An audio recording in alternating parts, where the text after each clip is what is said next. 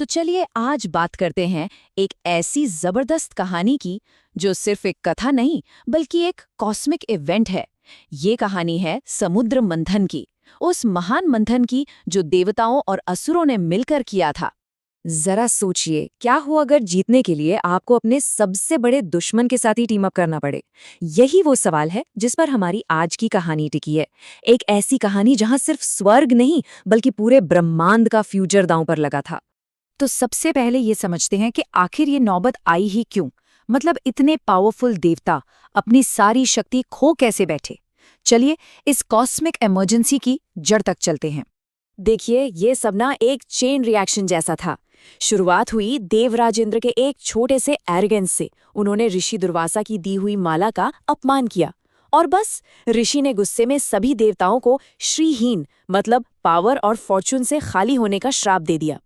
फिर क्या था, असुरों ने इसी मौके का फायदा उठाया और स्वर्ग पर कब्जा कर लिया। कॉस्मिक पावर का पूरा बैलेंस ही बिगड़ गया। और तब भगवान विष्णु ने एक ऐसा सॉल्यूशन दिया जिसके बारे में कोई सोच भी नहीं सकता था।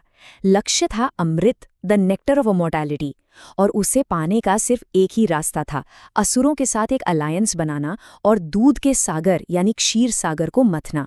सोचिए कितना डेंजरस और अनप्रेसिडेंटेड कोलैबोरेशन था ये। लेकिन सवाल ये है कि इतने बड़े ओशन को, इतने विशाल सागर को चर्न कैसे किया जाए।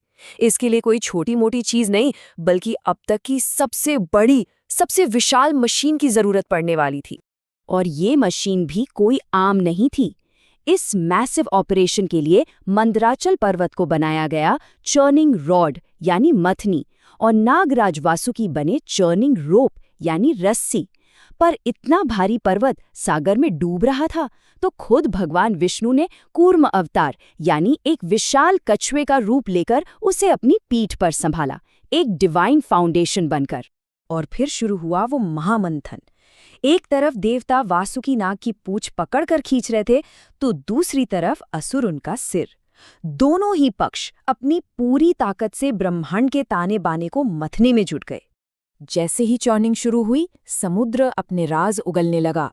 लेकिन जो चीज सबसे पहले बाहर आई वो कोई खजाना नहीं थी बल्कि एक खौफनाक टेरर था। अमृत तो दूर की बात थी, सबसे पहले निकला हलाहल विष। और ये कोई मामूली पॉइजन नहीं था, ये इतना डेडली था कि इसकी एक बूंद भी पूरी सृष्टि को, पूरे क्रिएशन को तबाह कर सकती थी।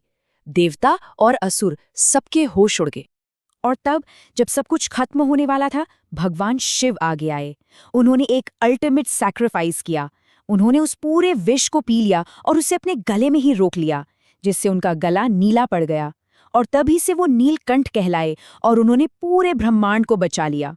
एक बार जब ये खतरा टल गया, तब समुद्र ने अपने असली डिवाइन ट्रेजर्स देना शुरू किया।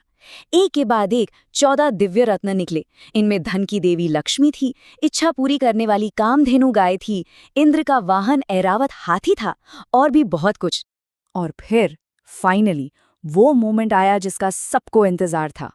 देवों के वैद्य धन्वंतरी खुद समुद्र से बाहर आए और उनके हाथों में था अ पॉट ऑफ अमृत, अमृत का कलश।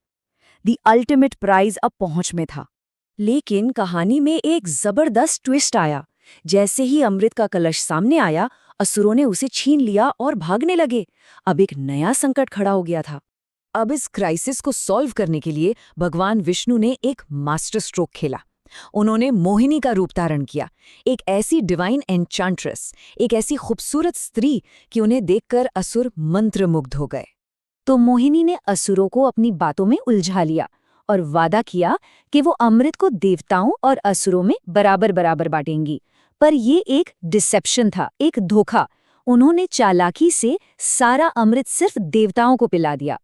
इसी बीच राहु नाम के एक असुर ने देवता का भेष बदलकर अमृत पी लिया, लेकिन सूर्य और चंद्रदेव ने उसे पहचान लिया। भगवान विष्णु ने तुरंत अपने चक्र से उसका सिर धड़ से अलग कर दिया। क्योंकि वो अमृत पी चुका था, उसका सिर और धड़ अमर हो गए और राहु और केतु कहलाए। और बस जैसे ही देवताओं को इमॉर्टैलिटी मिली, पावर बैलेंस पूरी तरह से शिफ्ट हो गया।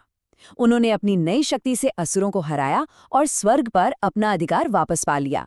आखिरकार मिशन पूरा हुआ। तो इस कहानी से टेक अवे क्या है?